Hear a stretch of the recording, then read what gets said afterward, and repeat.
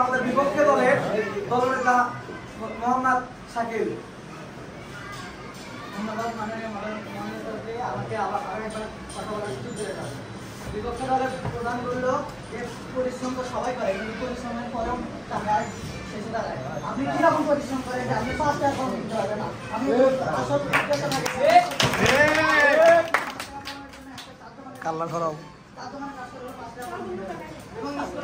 বসো।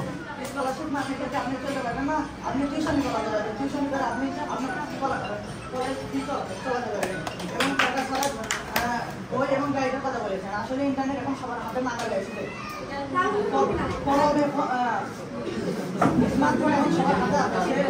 ইউটিউবে দেখে গাইড বই এগুলো এবং আমার তৃতীয় বক্তা তিনি ইন্টারভিউ করছেন, ইন্টার এখনো উচ্চ পাওয়া যায়নি এবং আমার তৃতীয় বক্তা তিনি শিক্ষার মূল উদ্দেশ্য কি সুস্থ টাকা ইত্যাদি জ্ঞান অর্জনের আগ্রহ এই প্রশ্ন করেছে। এর দ্বারা আমরা এখন পর্যন্ত উত্তর পাই। আর আমাদের বিপক্ষ দলের সদস্য সবসময় বলে যাচ্ছে যে টাকা ঘুষ দিয়ে ঘুষ দিয়ে চাকরি করতে হয়, আসলে টাকা দিয়ে সব কিছু হয়। তাহলে মেয়েরা দিয়ে বিশেষ করা যায় না। আপনি মেয়েটা দিয়ে টিউশন করলে দেখা যায় সরকারি চাকরিতেও বেশি টাকা পাওয়া যায়। এটা আপনার সংখ্যা রয়েছে।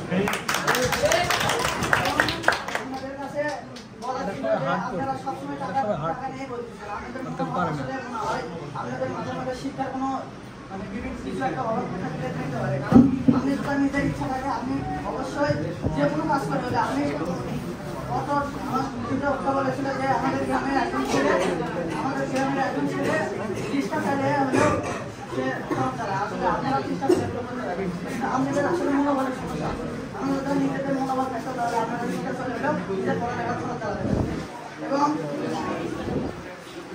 আপনারা তো অনেকগুলোই প্রশ্ন দিতে পারেন, এর জন্য আর কিছু বলার নাই।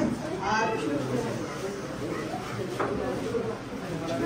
এবং সম্মানিত বিচারক মন্ডলীর শ্রোতা ও প্রতিপক্ষ, আমরা কখনোই বলছি না যে টাকার দরকার নেই, কিন্তু আমরা বিশ্বাস করি টাকা ছাড়া মানুষ চেষ্টা করতে পারে, কিন্তু চেষ্টা ছাড়া টাকা থেকে কোনো লাভ নেই। আজ আমরা যাদের সফল বলতে চিনি তারা সবাই একদিন কোথাও না কোথাও থেকে এসেছে, শূন্য থেকে এসেছে। তারা শুরু করেছে সাহস দিয়ে, স্বপ্ন দিয়ে, আর হার না মানানো মানসিকতা দিয়ে। তাই আমরা বলছি টাকা নয়, সবচেয়ে বড় শক্তি আত্মবিশ্বাস, অধ্যাবসায় ও আল্লাহর উপর ভরসা। এবং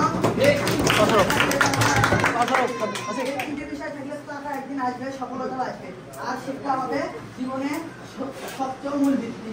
এটা আমাদের সংঘের পক্ষদলের সদস্যের সাদা জোড়া দেওয়া করেনি, তাই আগে তারা উত্তর দিতে পারেনি। এই বলে আমার কথা বলেছে।